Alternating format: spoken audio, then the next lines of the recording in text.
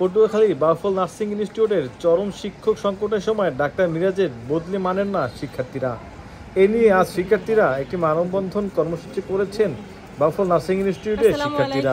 আমি Bauphal nursing institute থেকে এসেছি। আমাদের আরো বন্ধুরা আছেন, আমাদের যারা স্টুডেন্ট আছে, কিন্তু বাসায় গেছি ঈদের ছুটিতে, যার কারণে আমরা এই কজন এসেছি। তো আমরা শুনতেছি যে মিরাজুল ইসলাম স্যার এবং ওনার ওয়াইফ আমাদের তানজিলা ম্যাম, ওনাদের বদলির বিষয়ে শুনতেছি। তো আমরা চাই না ওনাদের বদলি, কারণ আমাদের নার্সিং কলেজে টিচারের অনেক বেশি সংকট, ওনারা অনেক ভালো ক্লাস নেয়। আমরা ওনাদের বদলি চাচ্ছি না, আমরা চাই ওনারা আমাদের ক্লাস নিয়ে আমাদের এখানে থাকুক, আমাদের সার্বিক সহযোগিতা করুক।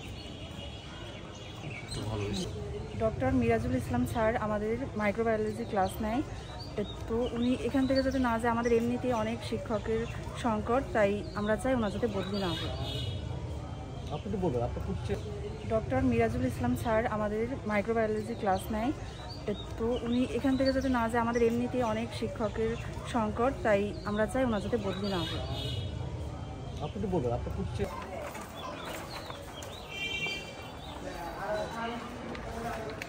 আইসে